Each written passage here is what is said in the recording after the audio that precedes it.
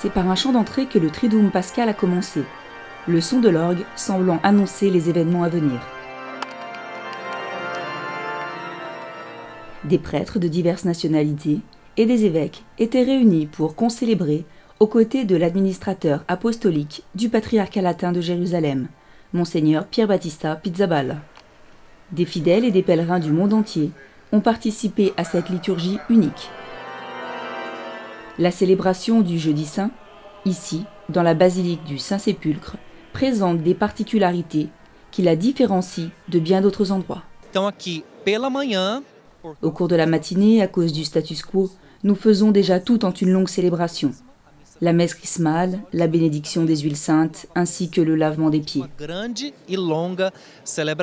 Pouvoir célébrer ce moment en combinant les 4 célébrations importantes du jour en une seule est un incroyable moment de foi dans lequel nous pouvons vraiment ressentir la présence de Dieu. Le gloire à Dieu a été entonné pour finir par un temps de silence, la passion du Christ approchant.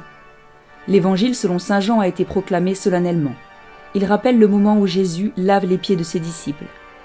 Monseigneur Pier Battista Pizzaballa, dans son homélie, a souligné ce geste du Christ. « Si je ne te lave pas, tu n'auras pas de part avec moi. » Être avec le Christ, trouver le vrai chemin, passe par la grâce et le défi de la fraternité et de l'amitié. Lors de la dernière nuit de sa vie, le Seigneur Jésus nous donne non seulement un bon exemple, mais nous révèle également la logique de la vraie vie.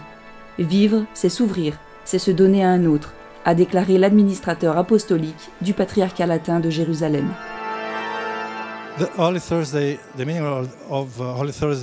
La signification du Jeudi Saint est grande. Nous célébrons le sacerdoce, l'Eucharistie, le lavement des pieds et le commandement de l'amour. Le cœur de la foi chrétienne est donc ici, en ce lieu et en ce jour. Vêtus de blanc, les quelques 240 prêtres présents ont renouvelé leurs promesses sacerdotales et dans la même célébration furent bénis l'huile sainte et le Saint-Crème. Puis vint le point culminant de notre foi, la participation à la scène du Seigneur.